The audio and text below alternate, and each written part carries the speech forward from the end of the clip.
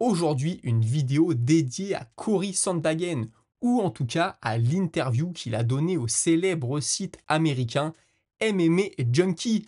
Si vous suivez le MMA depuis un moment, ce nom vous est certainement familier.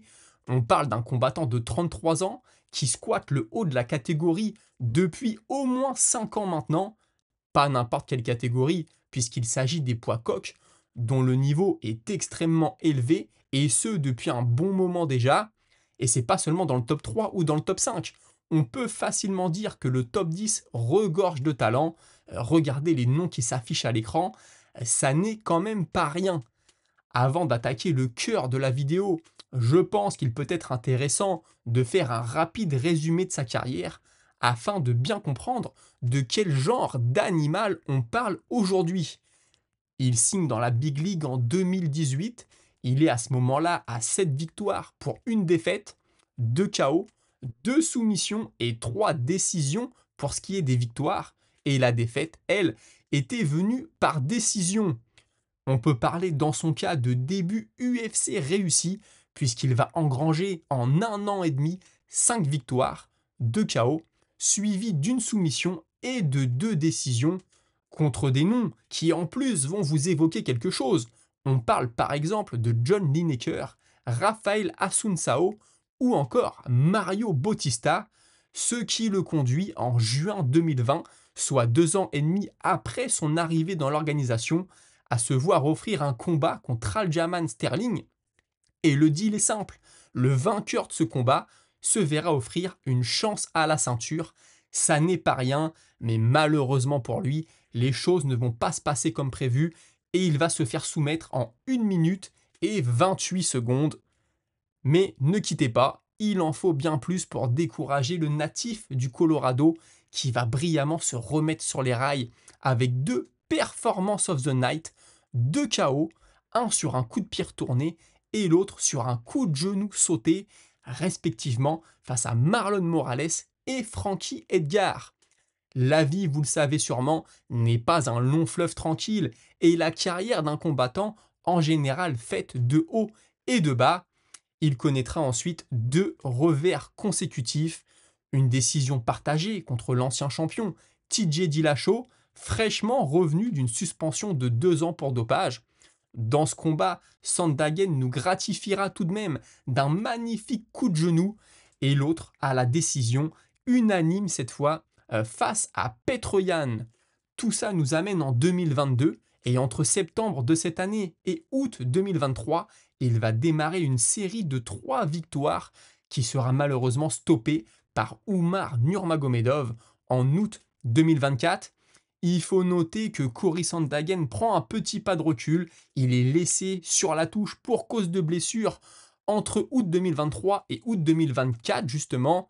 Mais il faut noter qu'il n'a jamais pris cela pour excuse afin d'expliquer sa défaite face à Umar Nurmagomedov. Et puis plus récemment, le 3 mai 2025, il s'est imposé face à l'ancien champion de la catégorie du dessous, Davison Figueiredo, après l'avoir blessé au genou lors d'une phase de sol. Son palmarès est donc aujourd'hui de 18 victoires avec 8 KO et 3 soumissions pour 5 défaites dont une seule avant la limite. C'était par soumission face à Aljamain Sterling, souvenez-vous.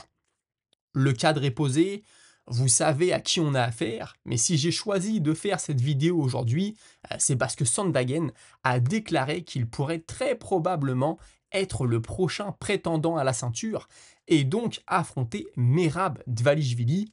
Ce qu'il explique, c'est que l'UFC lui en a parlé sans lui dire que c'était fait, mais quand même un peu. Et puis les journalistes en parlent, donc il y a de l'intérêt qui est suscité auprès du public. Pour résumer, ça sent bon pour lui. Vous pourrez me dire, ok, rien d'exceptionnel, un combattant va avoir l'opportunité de devenir champion, comme c'est le cas tous les mois à chaque pay-per-view. Vous avez raison. Cependant, il y a quelque chose que je ne vous ai pas dit. En 2020, il perd face à Aljamain Sterling dans ce qu'on appelle un title eliminator. Je vous l'ai dit, le vainqueur du combat obtient sa chance pour le titre. Mais j'ajoute maintenant que lorsqu'il perd face à TJ Dillashaw, son adversaire se voit ensuite offrir l'opportunité de combattre pour la ceinture. Dans le combat suivant, lorsqu'il perd face à Petroyan, la ceinture intérim était en jeu Et donc Petr Yan se voit ensuite offrir l'opportunité de combattre pour la ceinture. Ça fait 3 opportunités de rater. Et ça ne s'arrête pas là, puisque lorsqu'il perd face à Umar Nurmagomedov en 2024, Umar se voit ensuite offrir l'opportunité de combattre pour la ceinture. Ça fait donc au total 4 opportunités de rater. Et très sincèrement, je me suis souvent demandé si Cory Sandhagen n'allait pas être un éternel second ou un éternel troisième. Ce serait peut-être un peu plus correct dans son cas. Il nous apprend aussi qu'il a récemment croisé Merab au Performance Institute et que le champion lui a demandé quand ils allaient s'affronter.